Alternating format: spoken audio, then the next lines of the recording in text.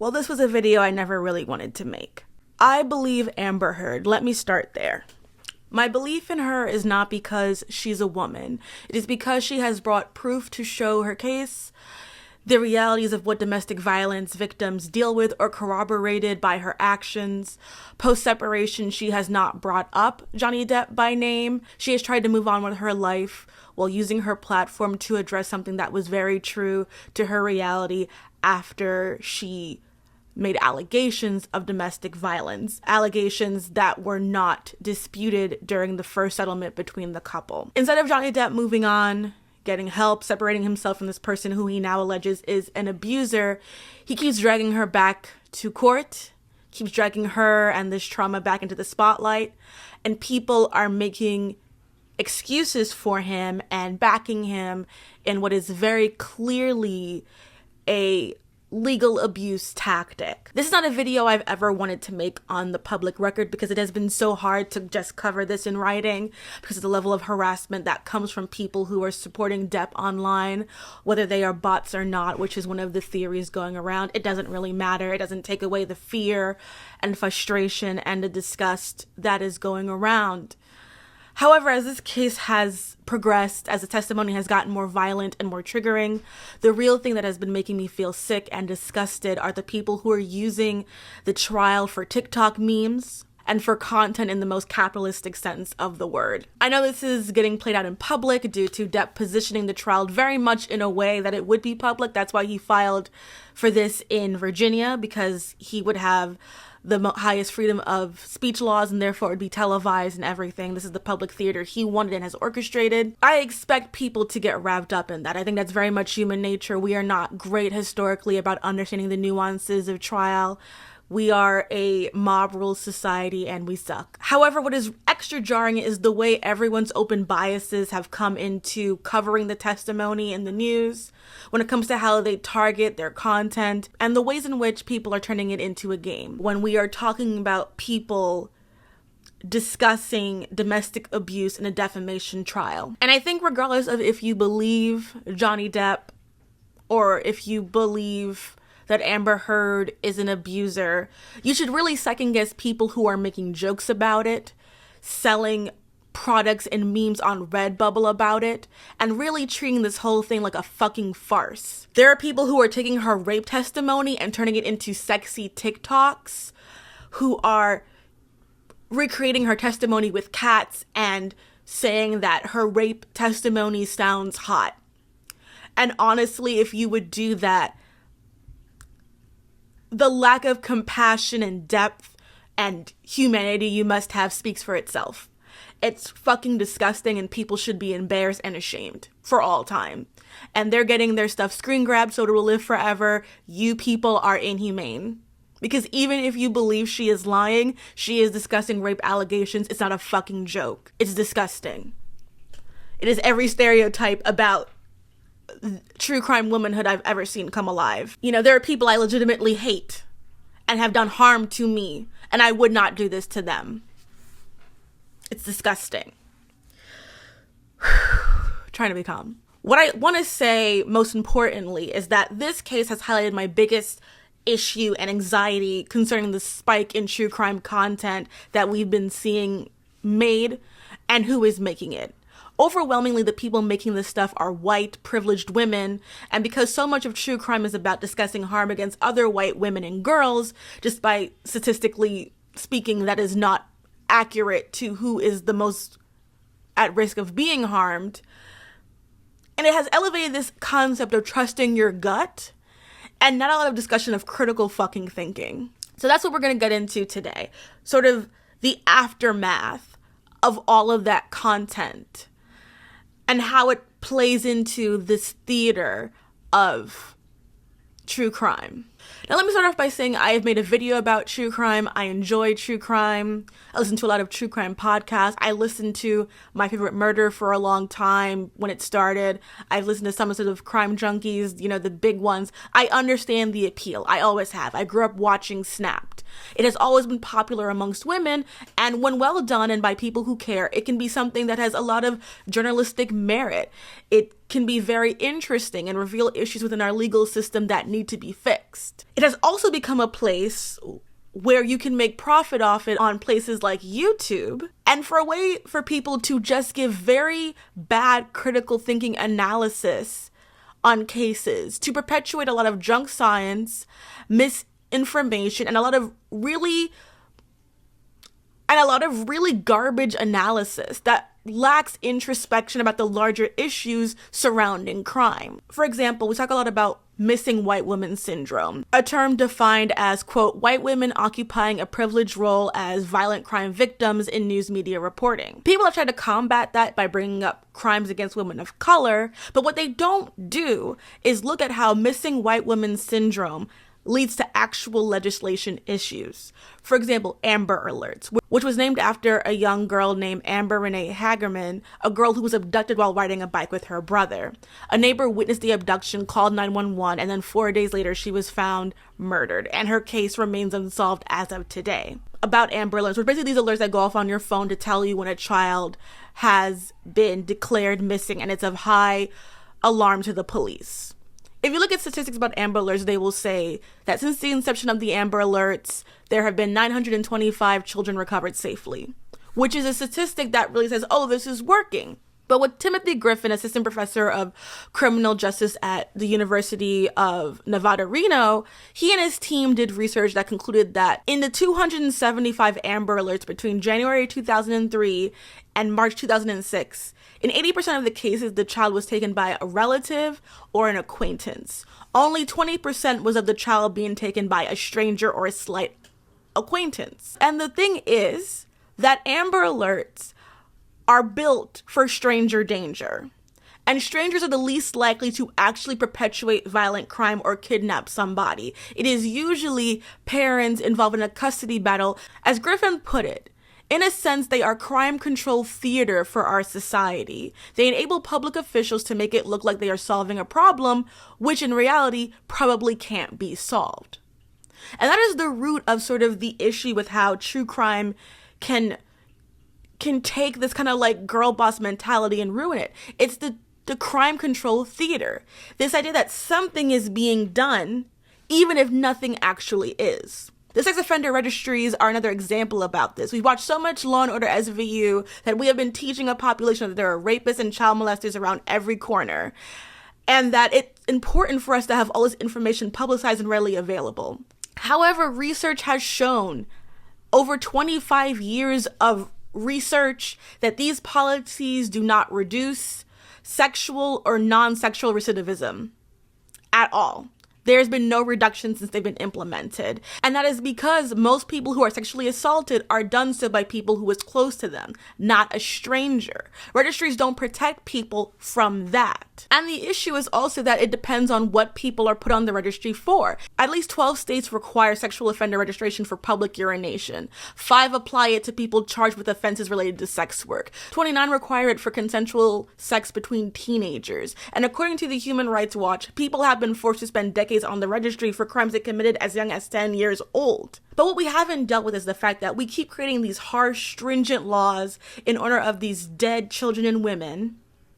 But we have not dealt with the fact that our legal system is not good at protecting living children, living women, and other marginalized genders. Police officers are not trained to handle domestic violence situations, which is why it is most often the most dangerous situations for a cop to pull up into. In fact, just to bring her up, when Gabby Pateo, when she passed away, one of the things that was brought up is that her fiance, and I'm saying this off the cuff so I don't, if I'm incorrect, please correct me, was that the police came, thought she was being abusive towards him and wanted to arrest her, but didn't. And then she ended up dead. They are not trained to handle these situations. They do not know how to deal with it because you are coming into a situation where you don't know the context, you don't know these people's histories, and you're bringing guns and authority involved. And then we also have to deal with the fact that, like, statistically speaking, women do not lie about rape. People do not, in general, lie about rape. Yet the myth persists that we do, because people would rather believe that a woman lied than a man they like is abusive. And anything to complicate the issue, the better. Because all of this is about protecting innocent victims and innocent women. But the decision of who is innocent or not in the court of public opinion is usually based on someone's superficial impressions of a person they have never met. Let's go back to that whole gut thing, like trusting your gut, which is something that they'll tell you, like, that's the mantra of like, stay sexy, don't get murdered, or fuck politeness, and like, you know, be smart, don't go in the force, all those things. But the thing that they don't talk about when they say trust your gut, trust that inner feeling, is what if your gut is racist? What if your gut is sexist? What if your gut is homophobic? What if your gut reaction gets somebody killed? What if your gut reaction is based on years of internalized bigotry? We have so much evidence that proves that people are not the best at questioning their own behavior, especially when it has to deal with interracial trauma. The Central Park Karen that everyone loves to make fun of, her gut reaction was to be afraid of a black man. And we say that was wrong, but we don't challenge the instinct that caused her to have that reaction. We don't challenge it because we want to still have it. We want to still have that feeling like, I know the depth of somebody's goodness because I got it in here. And that is an illusion. That is an illusion. Dogs have that instinct. Babies do. I don't know what happens after 3 years old, but then it's kaput. All those fuck politeness, all those things told you to do, because it gives this idea that to be alert, to be aware, to be safe is all on you. And that if you were more assertive, that would protect you from crime. That's already a very problematic mentality to have. But when you put it on a public sphere where you have people who are just doing this on TikTok, doing it on YouTube, and being sold and commodified everywhere, you are not asking anyone to interrogate themselves. You're just asking them to feed more into their biases and initial reactions, and those are usually wrong. To me, the utter circus of the Johnny Depp Amber Heard trial is a perfect encapsulation of all of those issues coming into play. Because without the benefit of hindsight, without the benefit of several documentaries or episodes from You're Wrong About illustrating the issues with how media has handled the case, no one seems to actually be able to critically research and discuss this trial because they are so caught up in wanting to be part of a narrative, be part of this day-to-day live action of court trial. And even though Amber is a white woman, but the theater of justice, the theater of true crime, is to tell the tragic stories of good, clean, dead women. Not living, flawed, messy women who still need help and grace. Those women are criminalized because if she can breathe, she can lie. And therefore we can doubt her, and therefore we cannot really believe her, because how can we ever really know? We know that women in jail are most likely to come into with a history of abuse, trauma, and mental health conditions. 86% of women in jail have experienced sexual violence. 77% have experienced some intimate partner violence. Where are the laws to help them? Where are the resources to address their needs? Oh, right. They're criminals, so we don't give a fuck. They don't matter. We don't waste time protecting poor women. Why would we empower them to have other options in life? Why would we have empathy for how their trauma and abuse impacted them? We have to keep incarcerating people to validate all the legislation that we're passing to prove that we are doing something, because the theater needs to know that we are arresting people. The theater needs to know that we will disregard individuals who get caught up in these systems to help the collective feel good. It shows at the very moment that things can become complicated, become gray, the moment it requires you as the audience, as the consumer of the genre of true crime, to really unpack a popular narrative, you're not doing that, because to do so would have to have you deal with how you see the world. It should make you question how, in a situation where we are, again, talking about domestic violence accusations in a defamation trial, that people are afraid of being doxxed by posting links that discuss statistics and facts about the case or pointing out things that don't make sense. You should be suspicious that things like body, language, analysis is being used in a serious way, because I don't know how many ways to tell you that body language analysis is junk science, and that it is not scientific, and that it is crap, and that everyone's body language is different. Some people look directly at you when they lie, some people don't. Like, some cultures don't even believe in doing eye contact as a sign of disrespect. It is unscientific, it is dumb, it is the kind of thing that gets people incarcerated for life. Stop being foolish. These have real life consequences. You are the jury of people's peers. You have to be better at thinking than that. There is a big issue with relying on that sort of behavioral analysis. The real science is, it's baloney. It doesn't work. The accuracy is like flipping a coin. And let me just say this, and I hate that we have to say this, but Amber Heard is not someone who has stance, which is why, even though it's a good piece, I really don't like Rolling Stone writing that thing about how both of their fans are crazy, because Amber Heard's supporters, because it's not even fans, I'm not a fan of her in any big way. I liked her as Mira, but I believe her because of the evidence, not because she gives me any sort of endorphins as an actress. Like, that's ridiculous. The only real attachment I had to her before she was an Aquaman was that she was an openly bisexual woman in the industry, and I thought that was cool. And also, I'm a woman of color. I'm a black woman. I have no investment in treating white womanhood like it's some sacred thing. But y'all are white too, for the most part, and y'all keep talking out of your ass about situations where you are supposed to know better. We should know better right now. What is the point of all of these fucking documentaries?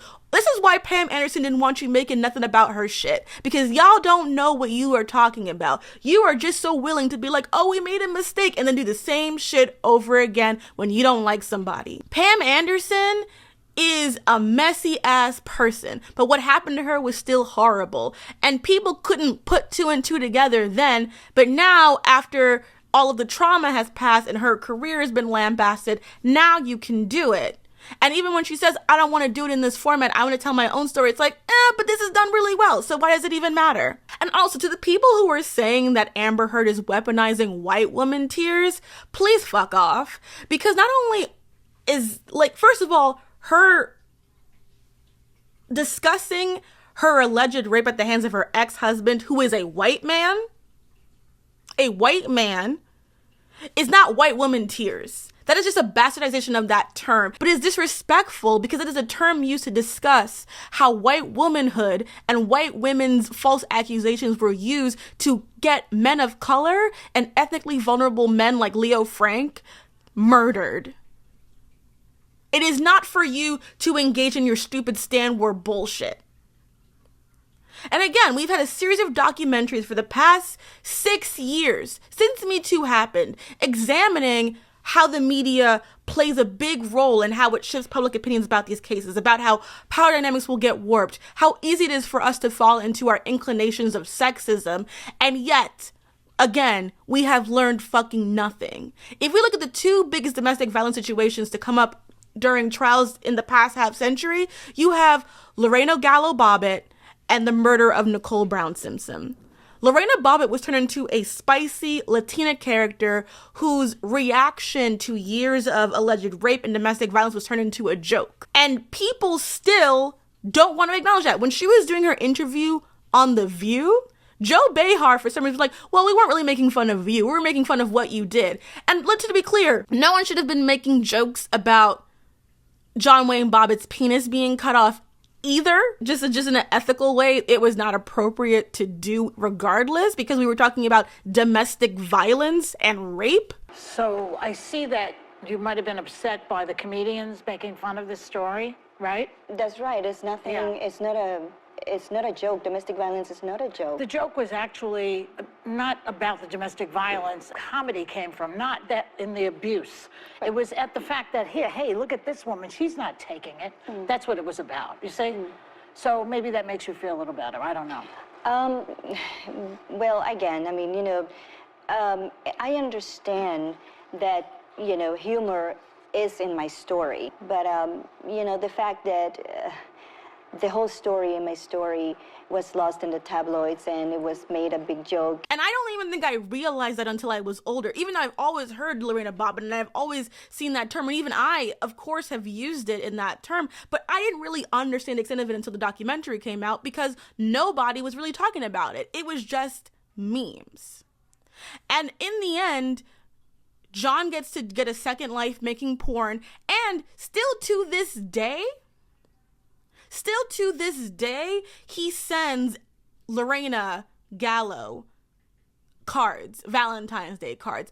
And Lorena Gallo, and I'm using Gallo because that's the last name she's chosen to use, is constantly asked if she regrets doing what she did. And she's just always like, well, I was found not guilty by legal sanity. It was after trauma. Why do you keep asking me if I regret that? Do you regret doing what you did? You call it the incident, which was obviously cutting off his genitalia. Do you regret doing it? Why are you asking her that?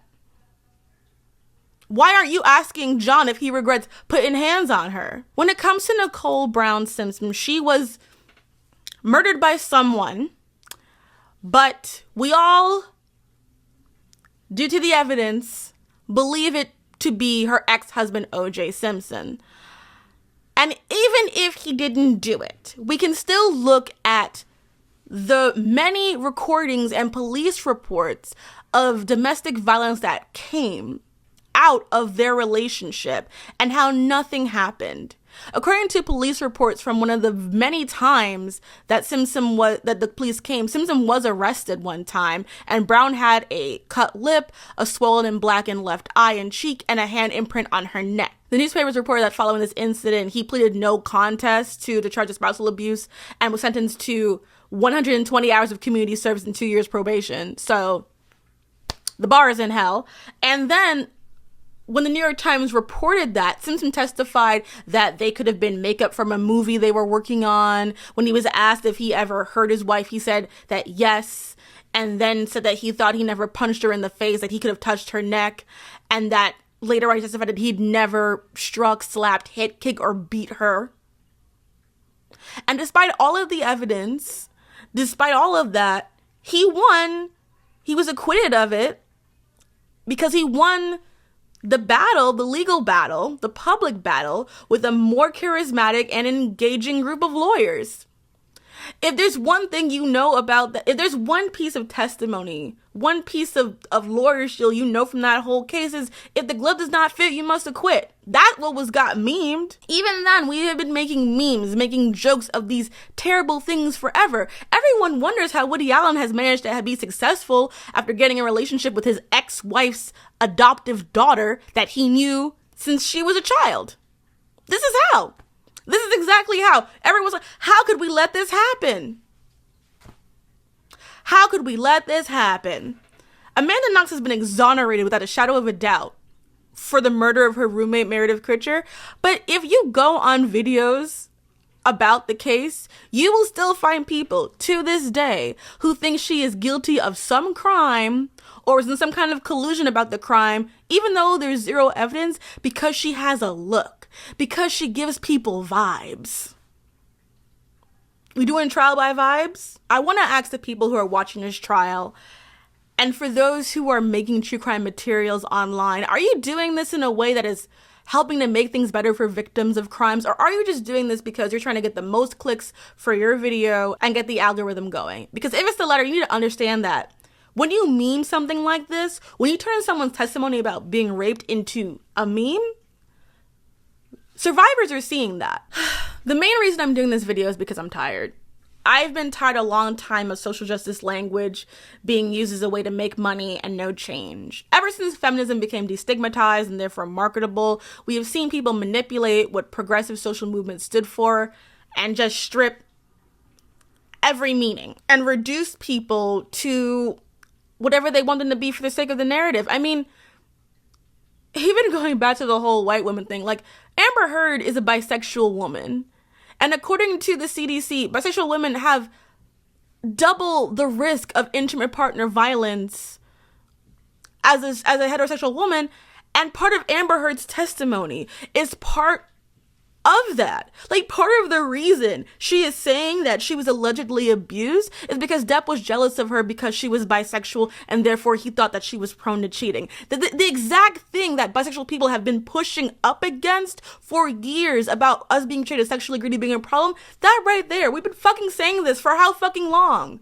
And when you say that you believe men can be victims of sexual violence and interpartner violence, which is absolutely true, men absolutely can be victims of domestic violence and interpartner violence. But what I'm asking you is, are you considering in that equation trans men, queer men, men of color? When Terry Crews and Brendan Fraser were discussing their experiences with being assaulted by other men, where were you? Do you make prison rape jokes? Do you perpetuate the stigma that men can't be raped? When you hear stories about little boys being raped by their teachers, are you giving high fives and talking about, oh, that's not a big deal? When your favorite rapper talks about how he had his 13-year-old son getting turned out, are you saying that's normal, or are you saying that's child abuse? And when you're talking about men and protecting them in domestic violence situations, are you aware that when it comes to queer men, their STI status can be used to keep them in abusive situations? Are you making sure you're not perpetuating that, the stigma of that? Are you making sure that you actually believe that Black men can be vulnerable? That's what I want to know. Because if this is all for Johnny Depp, you ain't doing shit. Survivors out there who have seen this stuff, who have seen people they love be abused, I'm so sorry. I am so sorry that you have had to see this bullshit get memed, the TikToks, all of it. I'm sorry for everyone who feels anxious about talking to their friends and family about this, because you are seeing them side with someone who you feel abused their partner the way you were abused. How they are spreading sexist, abusive language that makes you afraid to speak about your own experiences. Because I tell you what, I am so glad watching this trial. I am so glad I never talked about the people who abused me. Lord of my, I will never, ever publicly discuss anything that was ever harmed to me. I would never. This is why the silencing works. Because why would I? If someone who was important, who was famous, hurt me, wouldn't be worth it. Absolutely not. There is no money in the world that would make me want to go through this bullshit. Absolutely not. I don't have the strength for it. I absolutely do not. And I don't know how Amber Heard does, because this is insanity. She did not ask for this. She did not want this. It is absolutely horrific. And I wish her the best. She has a small child, a newborn, and instead of being able to take care of her child in order to work, to take care of herself as a single mother, she is out here defending herself against a man who said at the very beginning that this was over. Lawyer Charlotte Proudman wrote something I found really profound. Depp's lawyer is used as a pawn, a weapon to re-victimize her for the world's entertainment. The court has become a tool for a perpetrator to continue his abuse and control. What message does that send out to victims? Victims who don't have money, fame, photos of injuries, and texts threatening to harm them. How do they think they will be treated by the justice system? The court is asked to pathologize Heard as being abnormal, mentally ill, and mad. All too often, victims of domestic abuse are labeled with sexist diagnoses such as histrionic and borderline personality disorders by psychologists, rather than understanding that they are suffering with trauma caused by domestic abuse. Heard is no exception. And I think this has just proven, as a friend of mine tweeted, we are seeing the Gamergate tactics being used in this case. Of every time someone makes a point, the point is oh, here's the fact, the bar is changed. Now, by this time, you've noticed your interlocutor's position has changed from she stole from people to she asked too much to begin with to she took too long to deliver, as though these are all the same argument. And you also notice the pattern of the conversation. He says something short, quippy, and wrong. You give a detailed correction. He says something else short, quippy, wrong, and only tangentially related to his last point, and the cycle repeats itself. On the left, we made fun of QAnon and all that shit, but this has just proven to me, for the millionth time, that anyone can fall for something like this if you intellectualize it enough, and dress up in woke enough language, and if you hate the woman enough. This case has brought to the surface everything that's wrong with this medium, because people are just turning into a fucking joke. They don't know what they're talking about. They don't know how to dissect testimony, and the people who are saying that they're experts are just leaning into what the public opinion is. The fact that Amber Heard, when she gives testimony, is seen as overacting, when Johnny Depp is literally being smarmy and like, oh, he's so charming. Internalized misogyny. I don't know how that could be any clearer, you guys. You're literally writing your biases as we speak. Histrionic woman, charming man. And the evidence no longer matters. And true crime, you guys have to do better, because a lot of you are just doing this for shits and giggles, and you're doing it to have a good time and to entertain people. But then if you're going to entertain people, do cases that is already solved. Do not come in here with running commentary if you don't know everything, or if you're just taking it off TikTok. Because if you actually read the transcripts and read all the information, you would see that a lot of this narrative is garbage. That is that part of the video. What I am going to briefly do, and I'm going to do it briefly because I've already talked about this on Patreon. I just don't want to get flooded on my Patreon with people just trying to yell at me for $1. So what I am going to do in this section is I'm going to debunk the things that everyone brings up in this case, and I will provide every link because they are all available. All of this is on the public record. That's what makes this thing so exhausting. It's like, if you want to support Johnny Depp, you know what you should have done? You should have gone to see Mordecai. You should have gone to see Transcendence. You should have gone to go see Alice in Wonderland 2. That would have helped him more. Anyway, so the main things that I see people say, I'm going to debunk them. I'll provide links down below. If you don't want to hear any of this, I totally understand. I'm sorry if I just seem really agitated. I just am. Number one thing, Amber confessed to hitting him in tapes. Those tapes were edited down from a 2-hour conversation to a 45-minute one that was leaked by Depp's team. Part of what got his original lawyer fired for releasing privileged information. It was cut to portray Amber as someone who just flew into rages, when really the context is that they're having this back and forth conversation about how when they argue and how they both are in sort of a very toxic situation with their communication. The entire conversation was released on Court TV, and you can listen to it or read the transcript. Both are down below. And it is funny to me how that is given so much weight. And there are texts from Depp's assistant who saw Depp hit her. There are video. There's so many things showing without a shadow of a doubt that Depp did the things that he did, that it doesn't make any sense to me that this is like definitive information. But part of the reason is because when the tapes got leaked, everyone was talking about it. When the tapes were like debunked, no one covered it. Amber has a history of domestic abuse. So, in 2009, Amber was arrested in Washington for misdemeanor domestic violence after allegedly grabbing her then partner, Tessa Van Ray, and hitting her on the arm, allegedly. But this was never charged. The arrest became public knowledge during Amber Heard's divorce proceedings. And that's when Van Ree issued a statement saying that Amber had been wrongly accused and that the event was, misinterpreted and over-sensationalized. And Van Ree has been very consistent about this statement since she came out. And if she came out and said something different, I would believe her. But as of currently, this is what she has said. She has also said that she believes that homophobia was involved. Some people will say that, the cop was a lesbian. However, what I will say is that there's a reason that we say no cops at Pride. In comparison, Ellen Barkin, Depp's ex, has testified that Depp threw a wine bottle at her during an argument between Depp and his assistant. So there is that. And I also heard someone say, and this is a valid thing, that maybe Van Ree may not want to speak up against her ex, which is fair. But if that's going to be the case, then when people say, well, Depp's partners have this to say about him and this, it should be the same energy. Amber pooped on the bed. I really hate that this, okay, so here's what happened. According to the judiciary statement, which again is linked down below, the housekeeper came in when the house was empty, saw poop on the bed, thought it was human because she thought the dogs were too small to get onto the bed. She saw their poop before. She said, this is weird. She took a picture, sent it to someone, who sent it to another person, who sent it to Depp.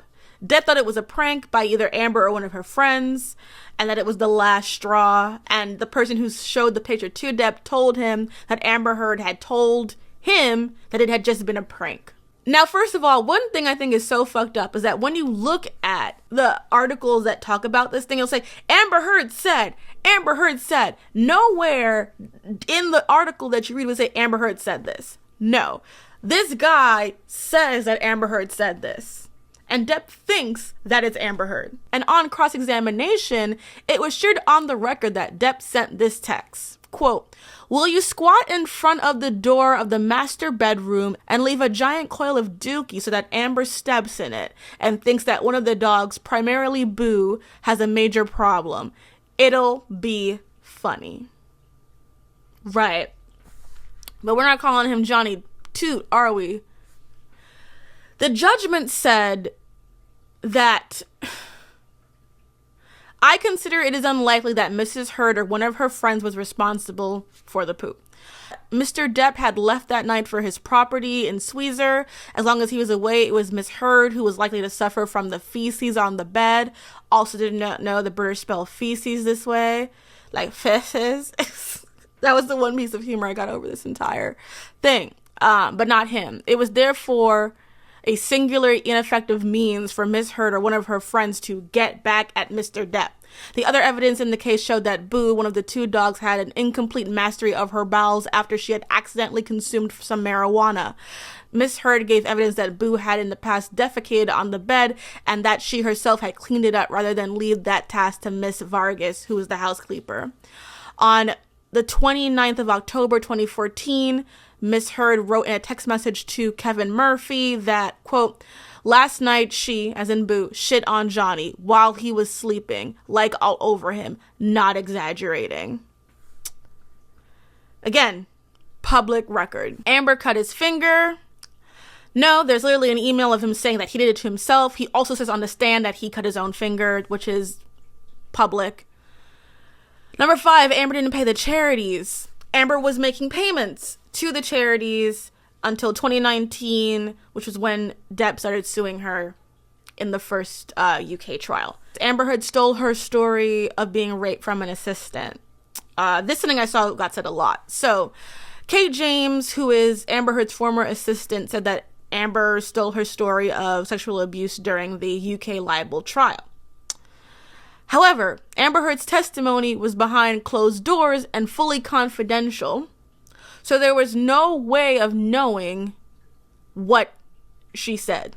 And there's no note of what the accusation actually was in the deposition, so there is literally there's nothing to tell. Kate James was also in contact with Adam Waldman, who was Depp's former lawyer, who was dismissed because he was leaking information to the press and openly slandered Amber on social media about 10 times. But when she was asked about this, she said, "Oh, it's just banter." The Milani concealer bullshit. Okay, this is probably the most infuriating because, okay, so Amber's lawyer holds up the makeup kit and says, like, this is what she used and carried around in her purse every day, right? That's what she says.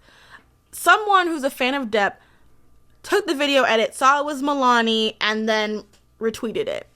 Milani then takes a chunk and is like, "Oh, we didn't sell this until 2017 and they were already divorced." Gotcha. The lawyer never says this is the exact makeup kit she used. She's saying she learned how to color correct fucking using the makeup kit. Again, they took a little bit of testimony, flipped it and reversed it to make it mean what they wanted it to mean. And then finally, the mutual abuse, they're both toxic narrative. I do understand why people believe this. I think that the problem with the way that psychology terms have been appropriated by the mainstream online media is that we are not trained. We do not actually know what these terms mean. We just, like, white woman's tears is not every time a white woman cries. Like, mutual abuse is not something that most people who study domestic violence believe exists. What they say is that there is usually someone who injects violence into the relationship and someone who responds. And power dynamics really define those things. And power dynamics don't have to just be gender. It can be financial. It can be health. It can be, sexuality. There are many things that create power imbalances between two people besides gender. Just to touch on my own experiences is that when you are deeply in love with someone who suffers from addiction, you believe you can change them. You believe that all it just takes is one big fight, one big moment, one big fuck up, and they'll just, I don't want to lose this person. There is this thing that even though you know it's toxic, even though it's bringing out the absolute worst parts of yourself, even when they hit you or steal money from you or do anything, you were just like, yes, but like, I love them. We've been in this for so long. If I can just hold out just one more day, one more fight, one more moment, it's going to be okay. That's what you tell yourself. You tell yourself just one more day. If I can just be strong for both of us one more time, things will get better. And then after a while, it starts eating away at you. It starts making you second guess everything you thought about yourself, all the power you thought you had, all the independence you thought you had, and all of a sudden you're in therapy asking yourself, why can't I leave this person? Like when Amber said, according to their couples counselor, that she said, I want a divorce, I understood what she meant. I remember talking to my therapist and her saying, you won't leave until you are ready to leave. And that is the sad, sad reality of being in an abusive relationship. It's like an abusive cycle, is that you want things to change so badly that you are willing to tap into the worst parts of yourself. And I will say, one thing that Amber Heard has never said, that when Johnny Depp initiated violence, that she did not hit back. She has never presented herself as being some perfect victim who did absolutely nothing wrong in their relationship. She has never denied putting hands on him in the times that were mentioned. I believe at one time she said it was in defense of somebody, and again in reaction to him. So she's not even pretending to be like some perfect, I've never done anything wrong. She's not doing that. And that's the problem. And the other problem is, and it's just to quite frank, is that people have already decided from the moment she started dating him, people hated her. They didn't like her, thought she was just a dumb blonde woman, and that has not ended, and it will not. Because that's that's the thing too about the way people talk about Marilyn Monroe. It's like they all think that if they were born in during her prime and she was married to Joe DiMaggio and what the fuck is the other guy's name? The playwright. I know his name too, don't tell me. I'm an English major. Crucible. Arthur Miller. Got there. They all think they did that was them. They'd be like, oh, she's a gold digger. They all think they wouldn't be the people making fun of. They all think they wouldn't be the ones making fun of Anna Nicole Smith. They all think that they'd be out here defending Britney. Everyone thinks that they would have been the best version of themselves when sexism was rampant. They would have defended, they would have defended Monica Lewinsky. They would have been the ally. Probably not. Probably not. And that's the ugly truth, is that if we have not learned from all of this content, all of this Me Too content, all of these terrible stories about women in domestic violence, of men in domestic violence, of all of these situations have come up, and all we can show for those lessons is this trial, I don't know how you feel about that Judgment Day, but I don't feel very confident in that personally. Hated that I had to make this video, hated having to do it. Every moment of this is awful. I have chosen to demonetize this video. I didn't want a sponsorship. I don't want to profit off of this video because to me, this is not what I do this channel for. I just really want people who are open-minded, who do want to know the information, to be able to go down, see the link, and to people making this content, be fucking introspective. Think about your flaws. People can say a lot of shit about me. I apologize when I'm wrong. I know I fuck up. I know I'm imperfect, and I'm very upfront about that. If I'm wrong, if I'm wrong, I'll be the first one to eat shit. Give it to me.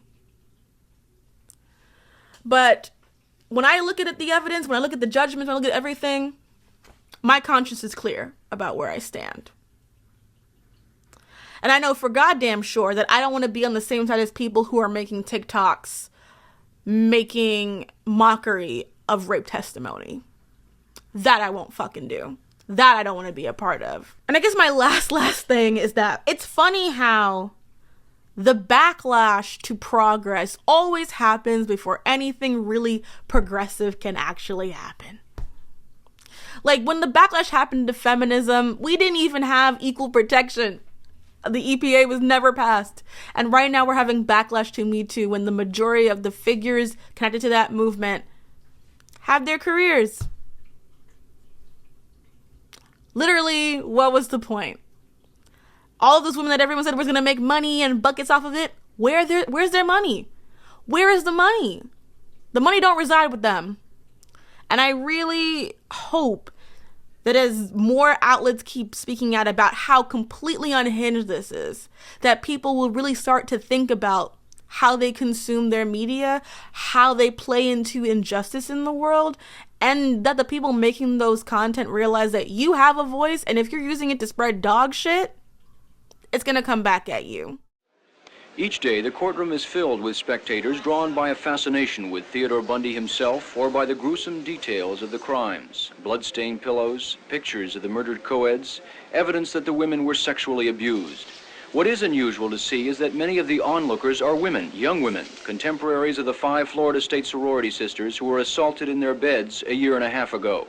Every time he turns around, I kind of get that feeling, oh no, he's gonna get me next, But yet you're fascinated by him. Very, very. Every night when I go to bed, I just, get very scared. I shut my door and lock him, I'm not afraid of him. He just doesn't look like the type to kill somebody. You try to imagine yourself in his place and to see how he's feeling, looking at the pillows with blood stains and everything, if he really did it or not.